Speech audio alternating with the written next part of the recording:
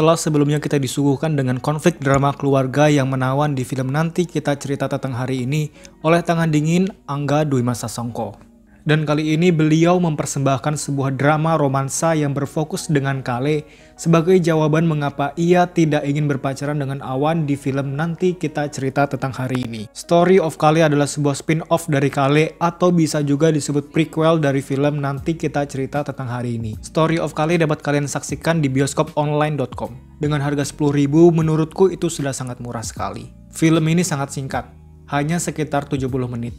Dan sepanjang film menunjukkan kisah romansa masa lalu dari Kale dari mulai ia pacaran hingga alasan kenapa ia trauma dengan yang namanya pacaran. Walaupun tak dijelaskan secara langsung, namun kita dapat menangkaplah alasan Kale trauma. Dibuatnya film ini juga menurutku hanya sebagai penjelasan saja mengapa Kale tidak menjalin hubungan yang serius dengan Awan.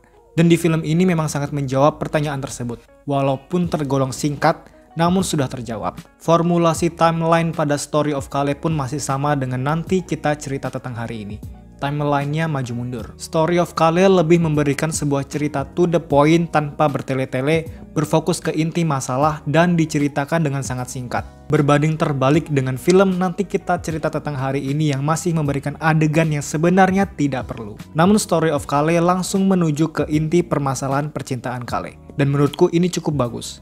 Gak ada orang yang bisa bertanggung jawab atas kebahagiaan di hidup kita selain diri kita sendiri.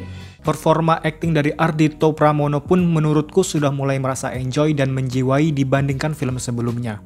Apalagi ketika adegan marah-marah. Dia cukup mumpuni untuk berada dalam ekspresi itu. Namun penjiwaan kesedihannya kurang menjiwai menurutku, sehingga sedikit miss. Chemistry-nya dengan Aureli pun juga sudah cukup berhasil menurutku. Aku cukup menyukai di beberapa menit awal yang menunjukkan sebuah adegan dengan teknik one shot yang apik. Scoring di film ini pun cukup membuat larut ke dalam emosi yang dirasakan oleh Kale, terlebih pada bagian akhir film ini. Menurutku ini baru yang namanya film. Beberapa hari yang lalu film Indonesia masih berkualitas FTV, namun Story of Kale memberikan sebuah kualitas tontonan yang cukup baik. Dukunglah produksi film-film Indonesia dengan cara menontonnya secara resmi.